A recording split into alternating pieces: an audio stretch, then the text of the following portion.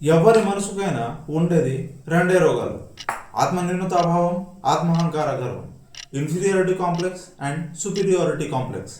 చూసే మనిషికి, చూస్తున్న దృశ్యానికి మధ్య వ్యత్యాసమే ఈ వికారాలకి కారణం. ఈ వ్యత్యాసం మనకంటే గొప్పగా ఉన్నదా ఆత్మన్యూనతాభావం, అదే తక్కువగా ఉన్నదా ఆత్మహంకార గర్వం. ఈ ఆత్మన్యూనతా భావాన్ని, ఆత్మహంకార గర్వాన్ని సమన్వయపరిచే సాధనమే ఆత్మజ్ఞానం.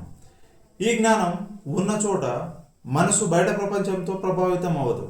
You can't influenced by the world, rather you can command the world. మరి ఈ ఆత్మజ్ఞానం పొందే ఏకైక మార్గం రోజు వేస్ట్ చేస్తున్న టైంని ఇన్వెస్ట్ చేయడమే. ఒక నాటకం మనసుని రంజింపజేయగలదు, కానీ ఒక పుస్తకం జీవితాన్ని మార్చగలదు. పుస్తకాన్ని వదిలేసి రోజు మనం చూస్తున్న నాటకాలే సినిమాలు, ఐపీఎల్లు, ఇతరత్ర మాధ్యమాలు కూడా. మనిషికి కావాల్సింది సుఖం. అది ఐపీఎల్ చూస్తే ఏంటి, పుస్తకం చదివితే ఏంటి? అయితే ఆ సుఖం మనలో కళల్ని నాశనం చేసి పొందితే అది భవిష్యత్తులో దుఃఖంగా మారుతుంది. అదే మనలో ఉన్న కళల్ని ప్రాణం పోసి పొందితే శాశ్వత ఆనందాన్ని ఇస్తుంది. ఆ కళల్ని సమృద్ధిగా ఉంచుకున్న సాగరాలే మన భారతీయ తత్వ గ్రంథాలు. So invest your time wisely.